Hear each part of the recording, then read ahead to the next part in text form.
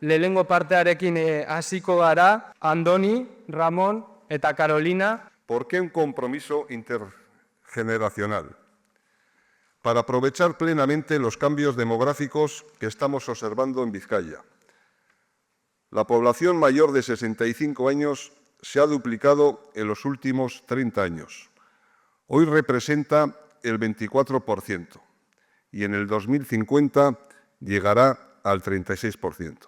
Baina gizarte luze bat ez da bakarri biztanleria piramide gero eta handiagoa duen gizarte bat. Baizik eta 100 urtetik gorako bizi itxaropena duten gazteak dituen gizarte bat ere bada, zerbait berri eta zalantzarik gabe eraldatzailea. Aldi berean 5 belaunaldi edo gehiago elkarrekin biziko baitira.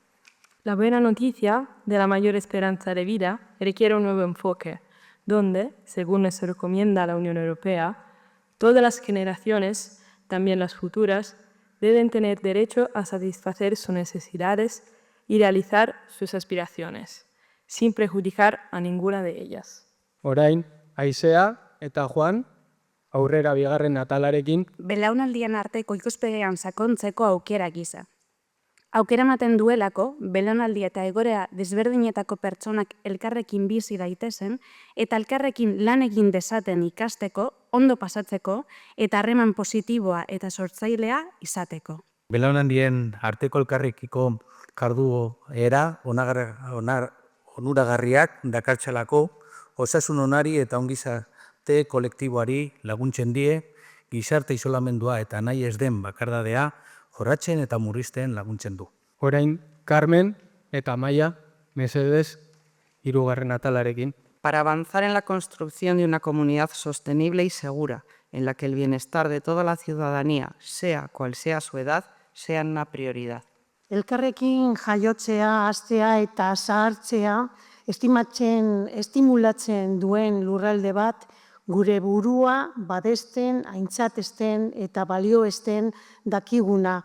Eta horretarako belaunaldien artean ezagutzak, gaitasunak eta baliobideak partekatzen, sakontzen duena. Orain, Iratz eta Xavier, mesedez. Edadismoari aurre egiteko eta adinen ordezkaritza sozial estigmatizatzailea aldatzeko, Europan adinagatiko diskriminazioa da bereizketaren lehen arrazoia, sexismoaren eta arrazismoaren aurretik.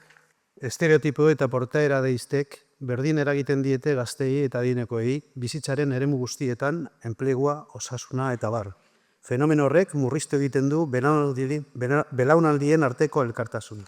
Eta bukatzeko, Omar, mesedez, Txema. En los ámbitos de la vivienda, los cuidados, el empleo, la movilidad, la educación, la cultura y las tradiciones.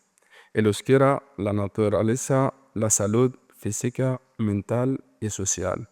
El ocio, el voluntariado, la política y la tecnología, entre otros. Belaunaldi guztien bizikidetza eta parte hartze aktiboa errazteko ideia eta jarduera berriak garatuz. Hurrengo esparruetan elkarriko loturak sendotzeko. Besteaz beste, Omar izan duena. Mila esker.